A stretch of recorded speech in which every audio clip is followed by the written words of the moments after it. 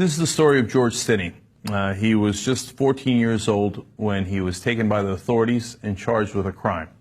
They said that he had killed 11-year-old Betty June Binnicker and 8-year-old Mary Emma Thames. This was back in the year 1944. Now, it turns out he did not do any of those things, and just yesterday he was exonerated. Finally, the state of South Carolina said he didn't do it. We should not have convicted him. But they didn't just convict him, they executed him.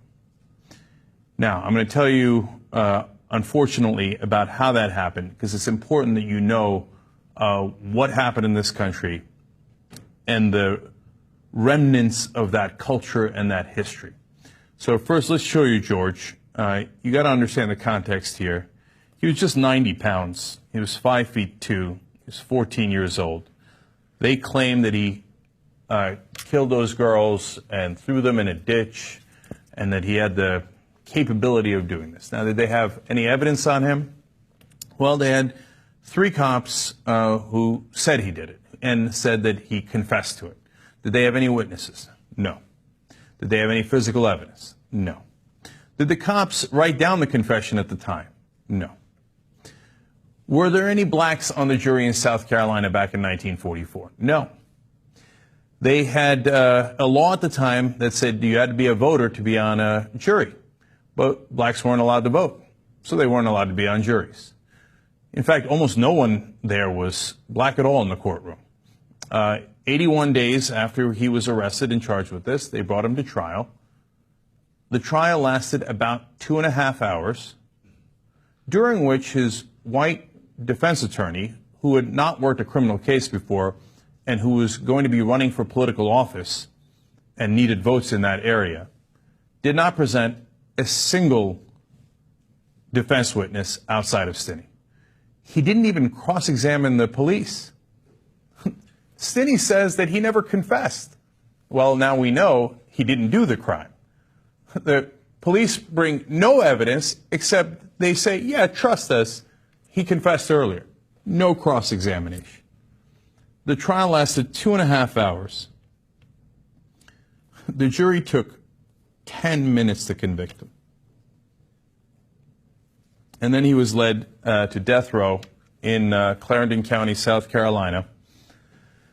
We actually have a picture of him being led to death row. Let me show you that. He was carrying a Bible. By the way, just if you're not absolutely clear yet that he didn't do it,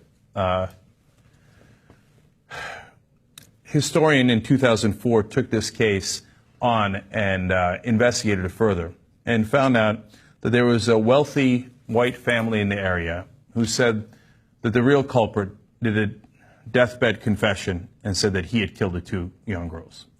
And a member of that family was part of the process that picked Stinney as the real culprit. It's impossible to know now, looking back 70 years, who knew and didn't know what exactly happened. Really, they were sure that this 14-year-old had done it, this 90-pound 14-year-old. Did they care that someone else had done it and was going to get away with the murders? They didn't care. They strapped him into Old Sparky. That's literally what the electric chair in South Carolina was called. And then, just as this story is horrible, it's about to get worse. Since he was so young, they couldn't strap him in right. They took the Bible he was carrying and made him use it as a booster seat. And then Joy James, an author, writes, the mask covering his face slipped off because the mask didn't fit. It was an adult's mask, revealing his wide open, tearful eyes and saliva coming from his mouth. The first jolt had not worked. After 2 more jolts of electricity, the boy was dead. His family was not at the execution. His family was not at the trial. Why? Because they told the family, if you don't leave town immediately, we're going to lynch you all. You want to talk about terror? You know, we talk about terrorism today in America. This was true terror. And they weren't there for their 14-year-old boy.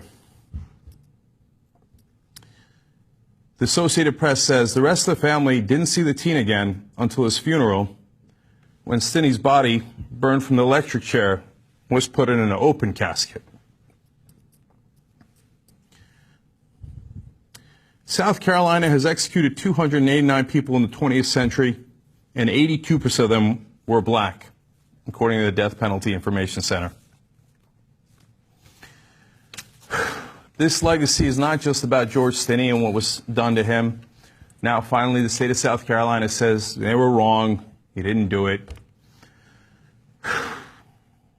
That legacy continues to this day. Do you know that there were 7 death penalty exonerations? Not in 1944. Today, in the year 2014.